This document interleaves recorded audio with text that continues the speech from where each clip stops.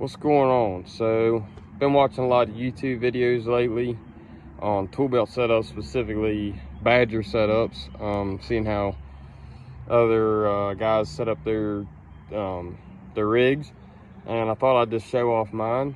I've been rocking this setup for a couple, maybe 3 months now, and I primarily frame houses.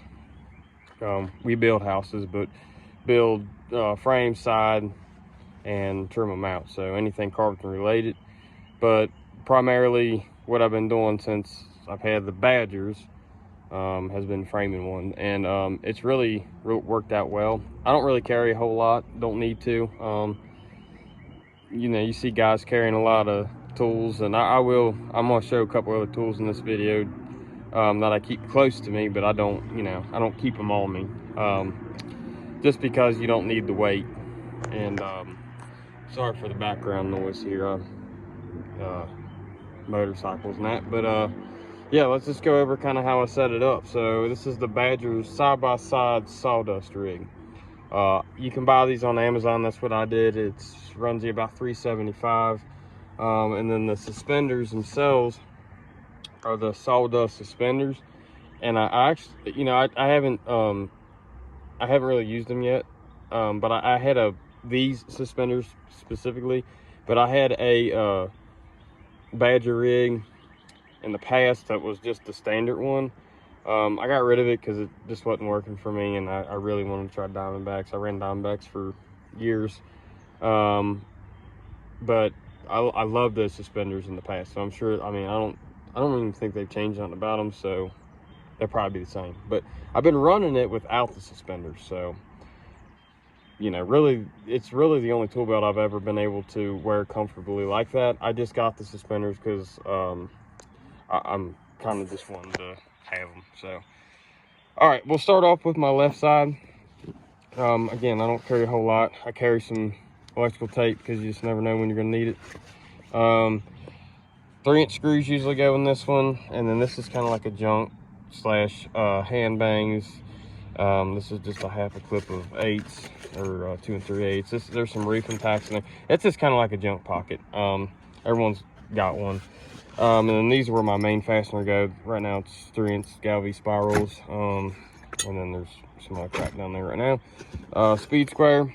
This is the regular old Swanson. I've had the high dollar stiletto. You know, it really don't impress me. Honestly, the numbers wore off, and I just, you know, it wasn't all that cool. Up top, my tape pouch. I wear my tape on the left because I'm right-handed. 35-foot Fat Max.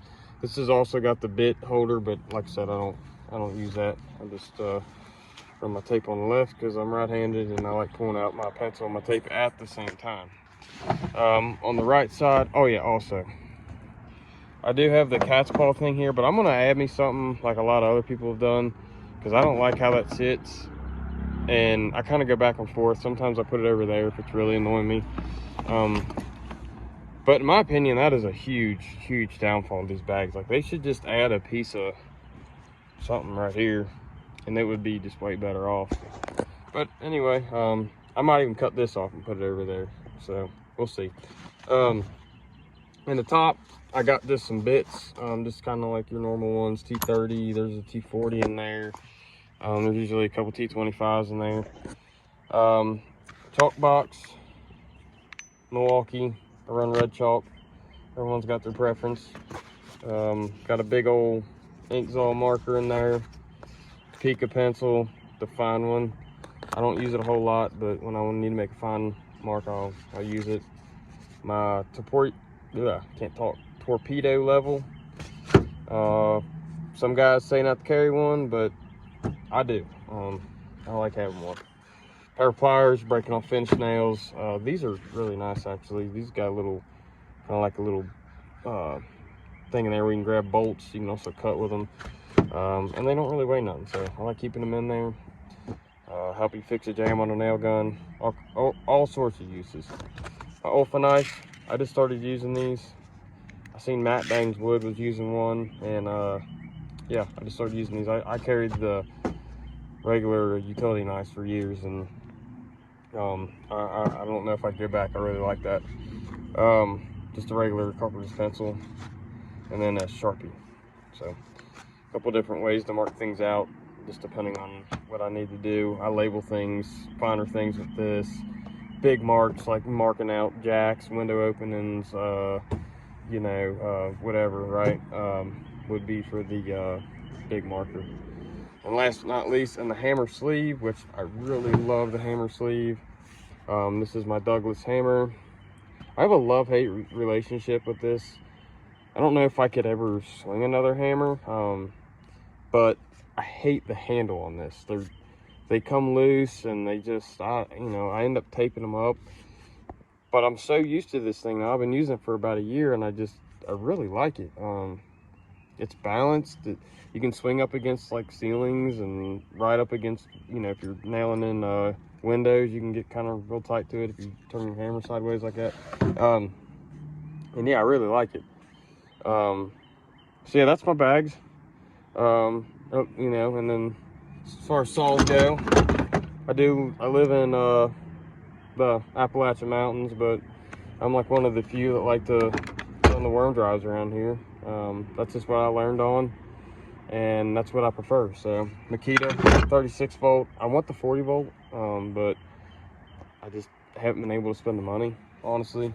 This one does really well for me, and it's got a good sharp spider blade in it. Does real well.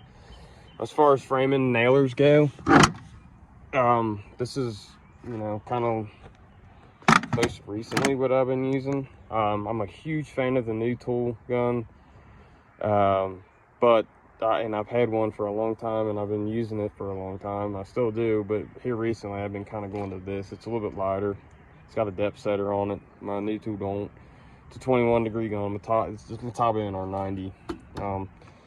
The best thing about this for me is I can go to Lowe's and buy one for 170 bucks. So that's pretty cool. And yeah, that's pretty much it for all I want to say. Oh, I have one more thing. Let me grab it real quick. So I wanted to throw this in the video as well. This is a Bosch 5-point laser. I've been using this as kind of part of my toolkit. You know, these are my main things, right? This is the framing nailer and my saw, you know, kind of like my main things I've been using here as recently of framing the house that I'm building right now.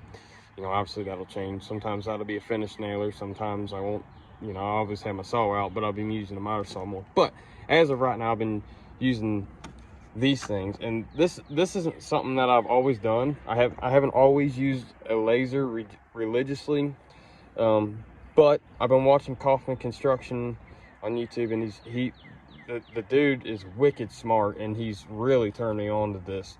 So, you know, kind of the long story short, my days of the 8-foot, 12-foot extended level, that's over with. This eliminates that, like, for real. And it's cheaper than the $400 to build a level 2, which is just crazy to me. I mean, I don't know why I didn't think about this before, but 5 points, you know, it's great. It's got a green dot. You can see it during the day. And yeah, so I just want to throw that in there because it's part of my daily toolkit now, and I really like it. So I hope y'all enjoyed the video. Just give me a comment, give it a like, subscribe if you want. I'll do some more videos, maybe do some build videos, how-tos. Been thinking about doing this YouTube thing for a long time now, and just haven't really ever done it. I stay pretty busy, so yeah, have a good one.